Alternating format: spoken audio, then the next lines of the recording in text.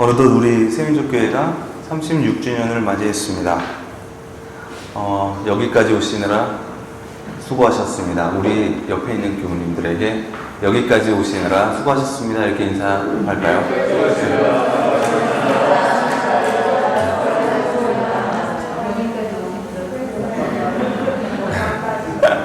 정말 여기까지 오시느라 수고 많으셨습니다. 오늘은 36주년을 맞아서 우리 교회를 한번 돌아보는 시간을 갖겠습니다. 구약의 하나님이 가장 싫어하는 것은 무엇일까요? 그것은 바로 우상숭배입니다. 우상숭배는 그저 돌 앞에서 절하는 행위가 아니죠. 이 구약 성서를 들여다보면 그 사람들의 신관이 어떻게 발전해 왔는지를 알 수가 있습니다.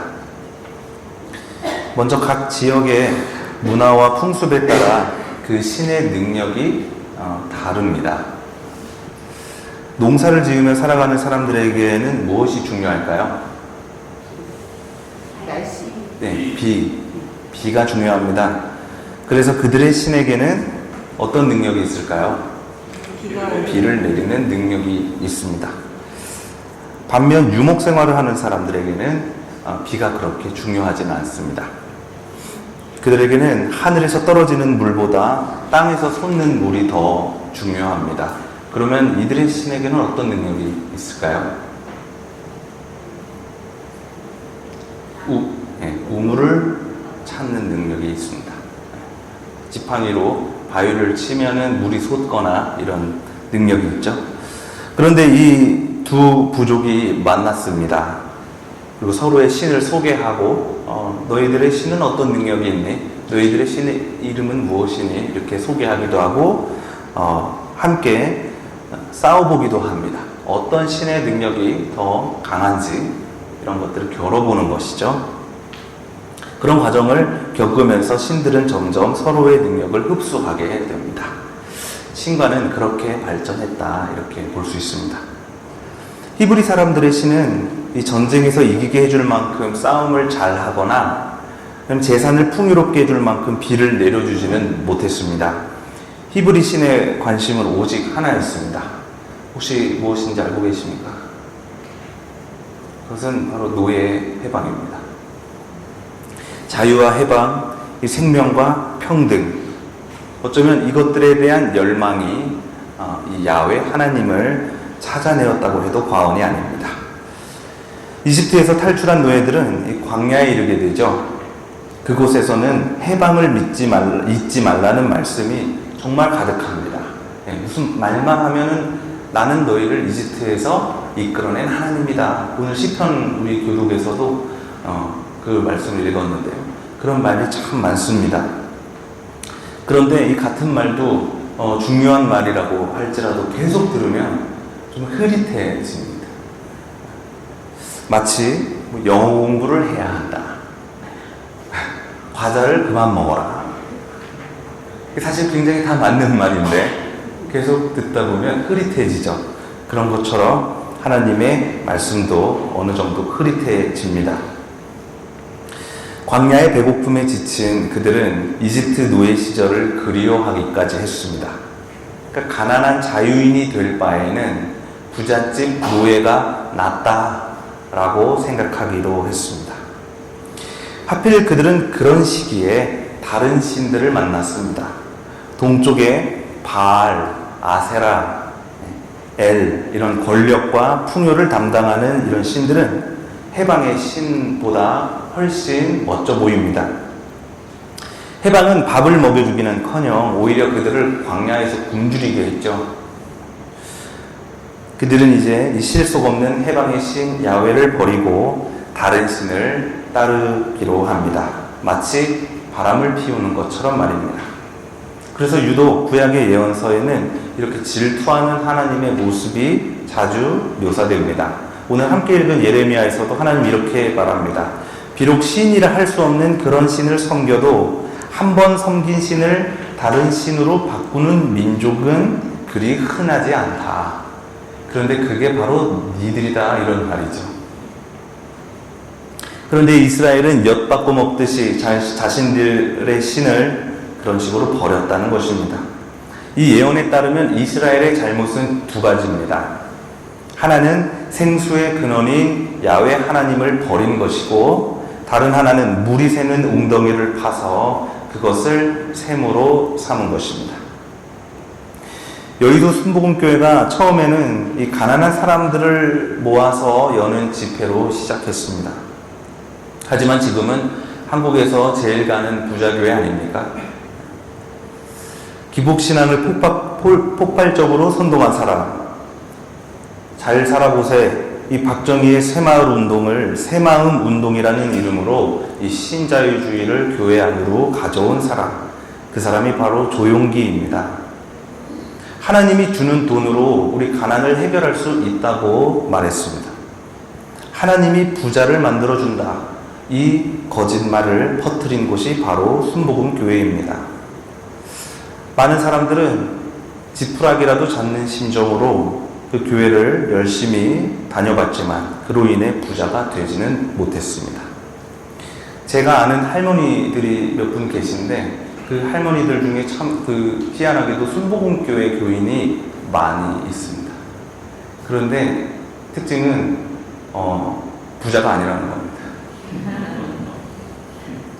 그분들은 끝까지 부자가 되지는 못했습니다.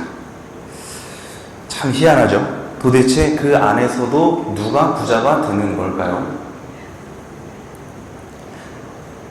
이것은 마치 우상숭배, 즉 물이 새는 웅덩이를 샘으로 삼는 일입니다. 또 명성교회가 메가처치로 성장을 하니까 사람들이 모두 명성교회를 주목했습니다. 근데 명성교회가 정보 하나를 흘렸습니다. 우리의 부흥의 원인 무엇인지 아십니까? 새벽기도. 아시잖아요. 그 이후로 전국의 모든 교회들이 새벽기도에 몰두했습니다. 하지만 명성교회처럼 메가처치가 된 교회는 별로 없었습니다. 제 생각엔 새벽기도를 한다고 해서 부흥이 되는 건 아닌 것 같습니다. 가짜 정보다, 이런 식이죠. 누군가 코인으로 돈을 벌었다고 하니까 많은 사람들이 코인에 뛰어들었다가 큰 손해를 보기도 했습니다. 결국 이득을 보는 사람들은 정해져 있는 법입니다.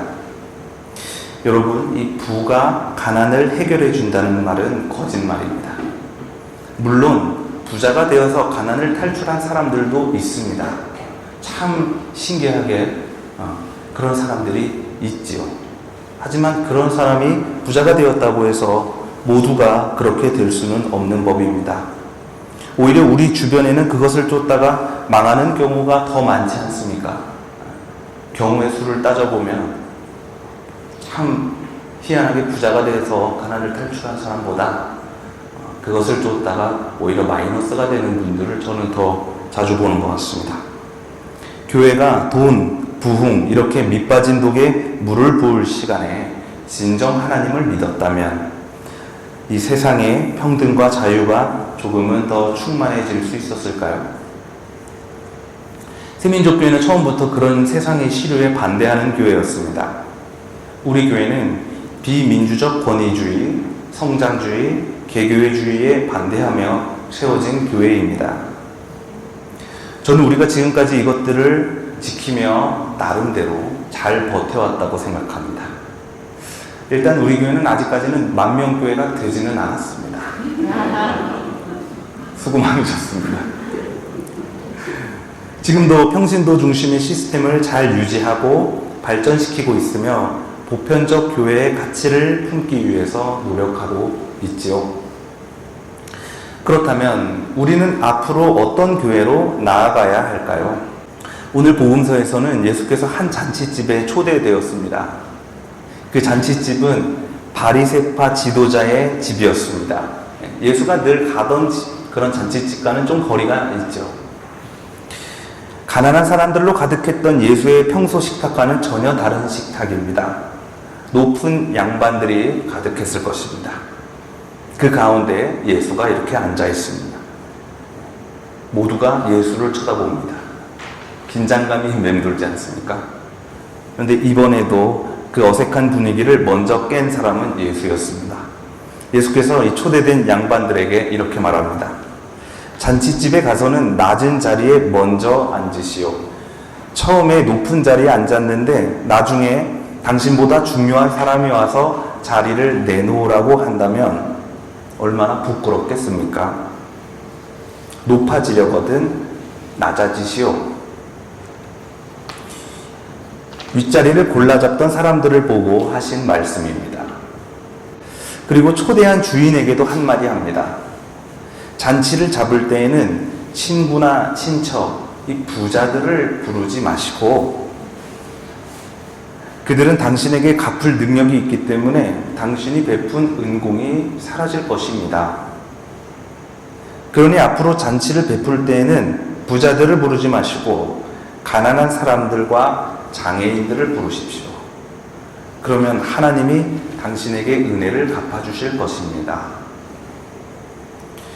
앞으로 우리 교회는 더 다양하고 많은 사람들이 함께 할 수 있는 교회였으면 합니다. 사실 아무리 교회가 과거에 진보적이었다고 해도 오늘의 시대를 읽지 못한다면 그 교회에는 새로운 사람도 오지 않을 것이며 세대 교체도 불가능해질 것입니다. 우리가 그저 우리끼리 추억을 품고 늙어가는 교회가 아니라 지금 새로운 시대에 응답할 수 있는 교회라면 우리 안에는 점점 딱딱하게 늙어가는 노화 대신에 생기가 넘칠 것이며 비로소 참으로 교회가 될 것입니다. 그랬을 때 우리의 지난 36년간의 추억이 단순히 안주거리가 아니라 새로운 교회를 세울 수 있는 중요한 토대가 될 수 있을 것입니다. 장애인들과 성소수자, 특히 이 교회에서 배제당하던 많은 사람들을 우리 새민족 잔치집에 초대할 것입니다. 그래서 우리가 지금도 평등한 공동체가 되기 위해 애쓰고 있고 휠체어 경사로도 설치하고 있는 거 아니겠습니까?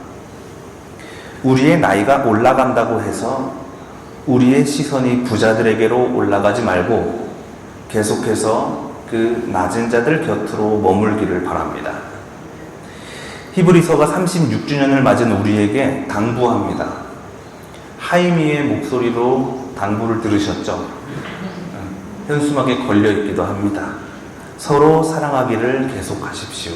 한번 따라해 볼까요? 서로 사랑하기를 계속하십시오. 계속이 중요한 것 같습니다. 돈이 아니라 사랑을 선택하는 일 쉽지 않습니다. 사랑이 밥 먹여주지 않을 것 같거든요. 그러나 한번 생각해 보십시오.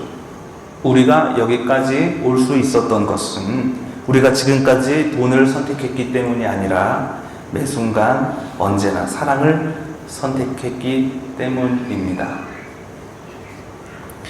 그래서 우리는 앞으로도 계속 사랑을 선택해야만 합니다. 사랑의 원천이신 하나님 말입니다. 히브리서는 계속 말합니다. 나그네 대접하기를 소홀히 하지 마십시오. 학대받는 사람들을 생각해 주십시오. 간음하지 마십시오. 돈을 사랑하지 마십시오. 주님께서는 우리를 떠나지도 않고 버리지도 않겠다고 하십니다. 이런 주님이 계신데 누가 감히 우리에게 손을 들 수 있겠습니까? 사랑하고 존경하는 우리 새민족교회 교우 여러분, 우리가 생수의 근원이신 하나님을 버리고 물이 새는 웅덩이를 샘으로 삼을지라도 하나님은 우리를 버리지도 떠나지도 않을 것입니다. 하나님은 지금도 우리 옆에서 안타까워하면서 결국에는 돌아오라고 우리를 설득하고 있습니다. 이런 하나님이 계신데 뭐가 두렵겠습니까? 정말로 우리가 하나님을 믿는 교회라면 돈이 없는 것보다 사랑이 없는 것이 더 두렵지 않습니까? 돈이 없는 것은 현실적으로 두려운 일이지만 사실 그렇게 두려운 일은 아닙니다. 제가 이 얘기를 들려드린 적이 있는지 모르겠는데 저 장로의 신학대학교 신대원에 처음 입학하자마자 제일 놀랐던 건 대자보 게시판이 없었던 겁니다. 그래서 대자보 게시판을 만들어 달라고 하니까 안 된다고 하는데, 그 이유가 당신 같은 사람이 영성교회 욕 쓰면 그 돈이 끊길 거고, 그러면 당신 책임질 거냐고. 그래서 제가 그때는 이제 좀 객기가 있어서 책임진다 그랬습니다. 돈으로 공부합니까? 텐트 치고 공부하면 되죠. 돈이 없는 거는 정말 우리에게 두려운 일은 아닌 것 같습니다. 우리가 어디서든 예배할 수 있지 않습니까? 돈이 없는 것보다 우리 안에 사랑이 사라지는 것을 더 두려워해야 합니다. 그러므로 걱정하지 마십시오. 우리가 지금까지 해온 것처럼 앞으로도 계속 사랑한다면 우리 모두가 그 구원을 이룰 수 있습니다. 두려움 없이 사랑합시다. 우리 마지막으로 이렇게 한번 말할까요? 두려움 없이 사랑합시다. 주신 말씀을 묵상합시다.